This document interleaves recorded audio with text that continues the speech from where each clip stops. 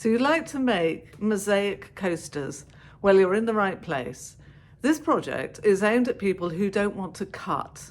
So you don't necessarily want to rush out and buy all the kit unless you're sure that you really love mosaics. So it's a simple project aimed at beginners who are looking for something to do, something nice and easy for an afternoon.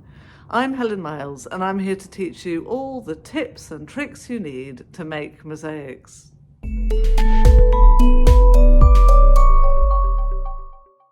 Let's start off by looking at the basics of what you need.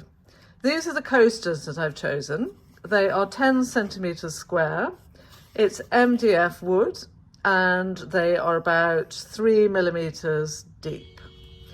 You can get them really cheaply and easily from any craft supplier online or in shops.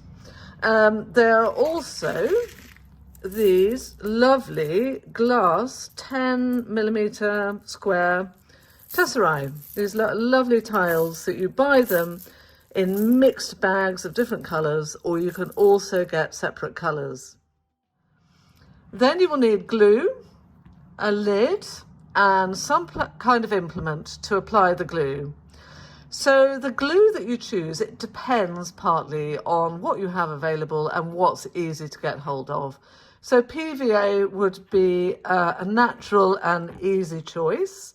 Often they come in bottles like this, and sometimes even finer, so that you can dispense it straight from the bottle. I like to use a lid just so I can control the amount of glue, and then this is a cheap paintbrush to spread the glue onto the board. But you could also use those coffee sticks, you know, those little wooden coffee sticks that you get in places like Starbucks. They're good ways of applying the glue to the board and controlling the amount of glue. But if you don't have those, then a cheap paintbrush is fine. So your basic choices of glue are either PVA glue or a wood glue. These just happen to be large containers because I use it in large quantities, but you can buy small amounts of either the PVA or the wood glue. I'm a great fan of wood glue because it's suitable for interior and exterior, which means you can rely on it. It's not going to let you down, and it's very, very good with glass tesserae and the wood that we're going to be using. But PVA can also do the job perfectly well, so whatever you have available, then that's fine. You will need some grout. I use this grout made by Bal, which is suitable it's water resistant. So that's kind of important because, of course, our coasters are going to have glasses on them, which might be a little bit wet. And I always, or almost always, like to use a mid-grey when I'm using mixed colours like this. And I've done a separate video on different grout colours, so check that out. I'll have it in the description below, which will explain the various options and why I particularly like mid-grey. A few other things which you're likely to have lying around at home: a loyalty card of any kind, one of the hard plastic ones, for spreading the grout, a pot, this is just an old yogurt pot for mixing it, and a spoon for putting it in the bowl and stirring it, and also some water. I like to use these spritzer bottles just so that I can control the amount of water that I add to the grout, but of course that's not necessary. Remember that grout is a cement-based compound, so that wearing a dust mask when you're mixing it is a really good idea. If you don't have a dust mask, then I definitely recommend that you do it outside or in an area which has lots of air circulation. Finally, you need a nice thick sponge, or basically a cloth, to wipe away the grout, the excess grout from the surface of your mosaic. But actually we're going to be using glass, so an old scrunched up bit of newspaper will do the job just fine. I'm going to start off by choosing my colours. So I've got a big selection of very varied colours here. So I find it helpful just to have a little think first about which colours I like and how they go together.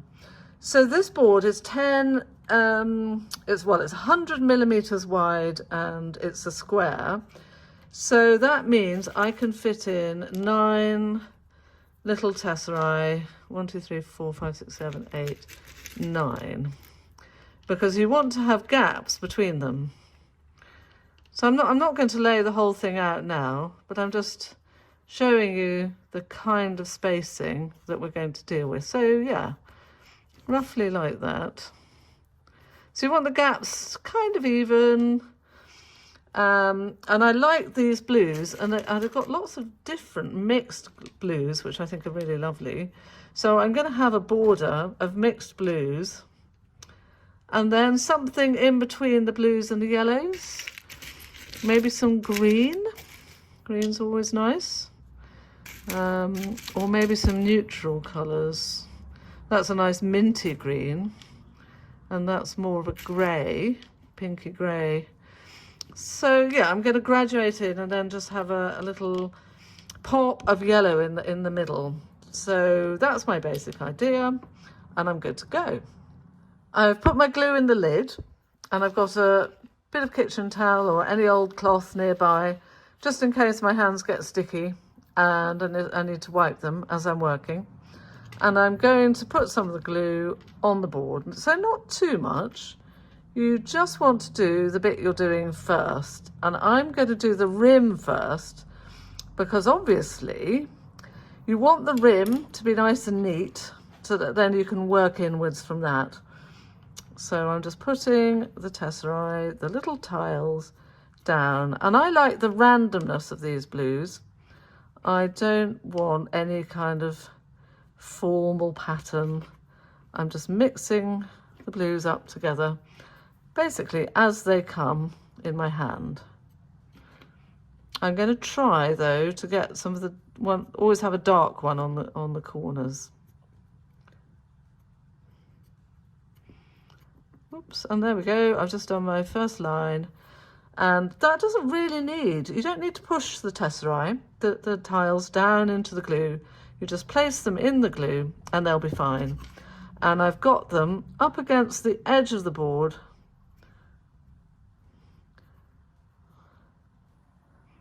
Can you see that? So they're nice and straight along the edge. So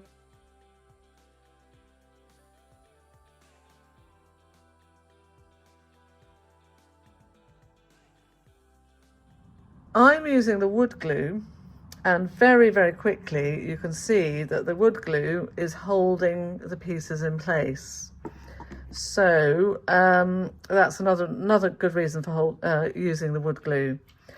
The other thing I forgot to mention is that all of the tiles have a ridged side and a smooth side, and we're aiming to have the smooth side upwards just so that we have a uniform flat surface. But if you want to play around and experiment and use the ridge side upwards just because you like the pattern on it or the texture, then by all means do so. Now I'm ready to start moving in from the rim into the centre. But still I'm going to be working sequentially from out into in, just so that I can check how things are spaced.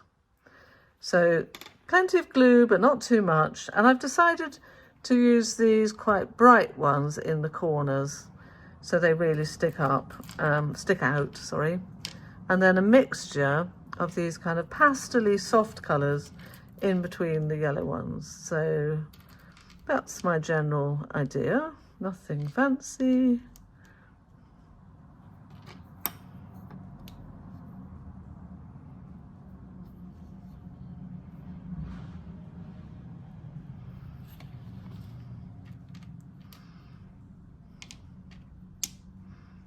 Oops, that landed upside down. So I can just wipe that off with my finger. The glue comes off really easily.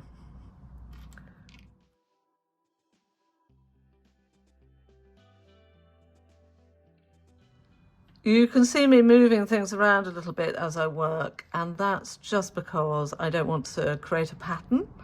I like the randomness of, oops, there we go, look, glue on the top. You don't want that because when it's grouted it will stain. It will look like a kind of milky mark on the surface of the tiles. So yeah, I sometimes inadvertently you can end up with a pattern. And it's just me. I mean, it's just because I don't want a pattern, but you might. Yeah, that's the whole fun of using little bits like this, is that you can do whatever you want. So, the other thing to know about this wood glue is it does give you, although it's holding the pieces quite firmly, you see I've just put those 3 down, and then I can turn it over and they won't fall off. So they're held quite firmly enough, but you still have movement.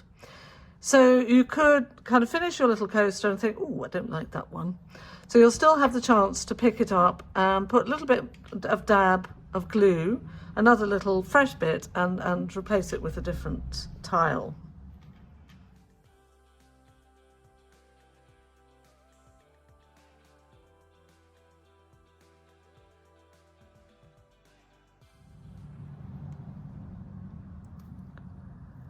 There you go. I'm going to leave that to dry. Just pop it over here. You can see it's drying quite quickly already. And I'm going to make another one.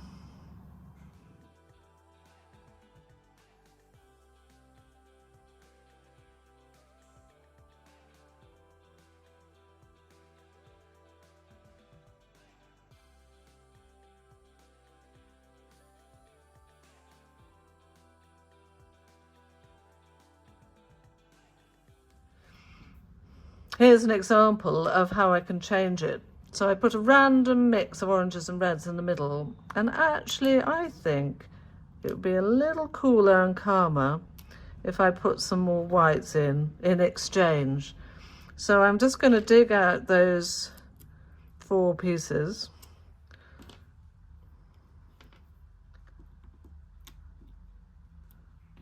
So you can see that it's really easy to do while they're still wet. I would say after maybe, it depends on the temperature. So if you're in a hot country, obviously, they're going to dry quite quickly. But here I am in Scotland and they really don't dry fast. So I would say probably about 40 minutes I've got before I would have to kind of get a screwdriver or something to prise them up. Yeah, so there we go, a little bit of extra glue and in they go. So the key, I would say, if there is a key, it is not to use too much glue when you're doing, you've noticed I've done the glue in sections. I've done glue along one side, then place the pieces, glue along the other side, place the pieces. So I would never put glue all the way around and then place the pieces, because by the time I've done, say, up to here, then this glue would be quite dry. So just lay your glue in sections. Now you could just leave these guys to dry. That's one option. But if you're in a hurry and you want to get the whole thing finished, then just use an ordinary hairdryer and blow them dry. So don't hold the hairdryer too close to the glass. I would leave, 15 centimetres away. And even so, the glass will get hot. So if you're working with little ones, maybe you can take over at this stage and you can do the drying.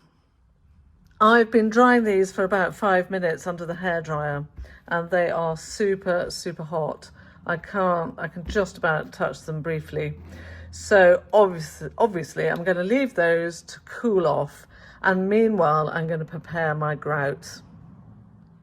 I'm going to mix the grout in this old yogurt pot, and I'm going to wear my mask, so I'm not going to be able to talk while I'm doing it. So you can just watch me, but I do have a separate video about making grout, so you can also look that up just to make sure that you've got it, that you understand it. There's no trick to it, obviously. It's just that you need to get the consistency right, not too wet and not too dry.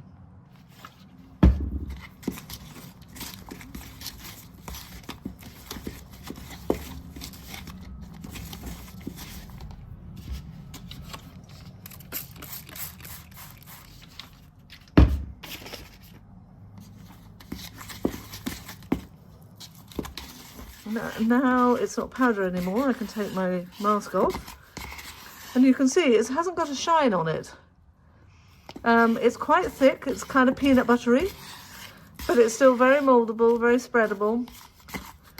And I'm giving it a really good mix. Make sure there's no powder left inside there. And in terms of quantities, I would say that I've probably used about a heaped tablespoon per coaster.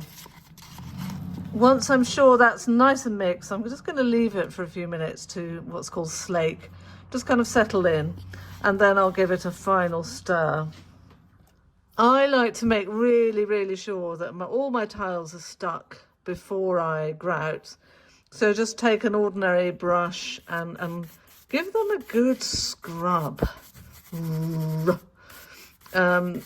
Don't be gentle, don't do that, but do that. And then you can be really sure that they're all properly stuck.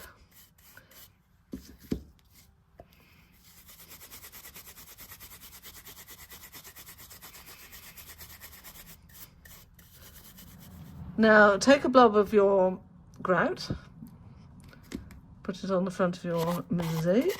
That's actually quite a lot. That's plenty on this side. And then use your loyalties card to spread it around and push it into the gaps.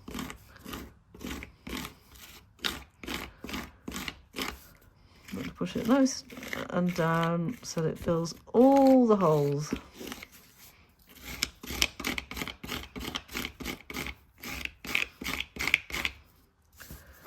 And you've still got holes on the side there, you see those? So I just get my finger and rub it along to fill those holes.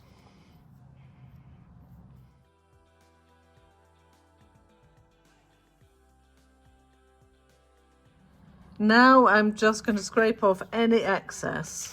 So scrape as much as you possibly can off the front. And you will notice the odd hole as you do so.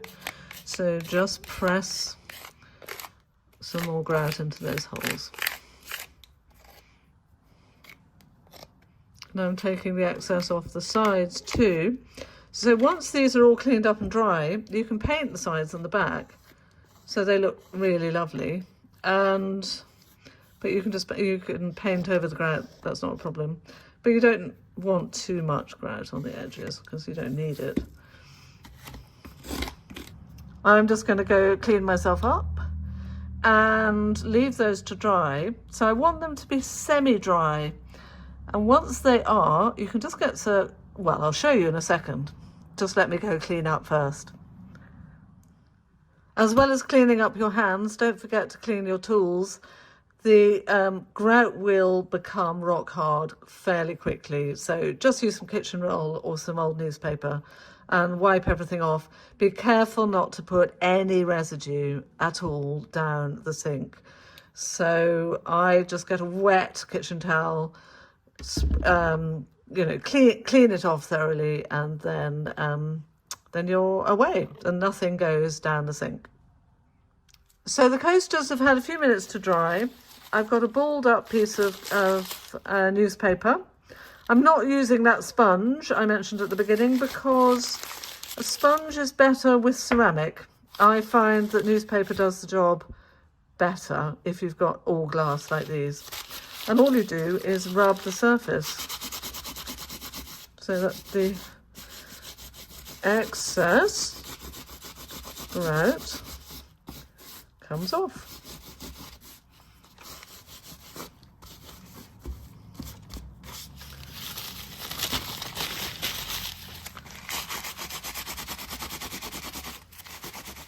There we go. I'm leaving those now to dry a little bit more and then I'll give them a really firm rub. So yeah, they've had maybe 10 or 15 minutes to dry and I'm rubbing them really hard with the newspaper now.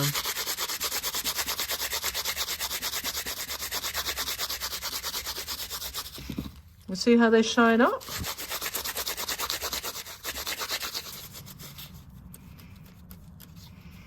Seems to be a little bit stuck on the corner here, so I'm just using my fingernail to get that off.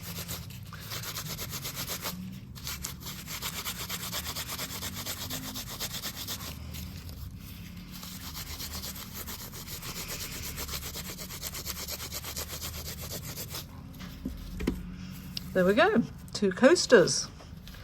If you like this video and you'd like to see more, then please subscribe below.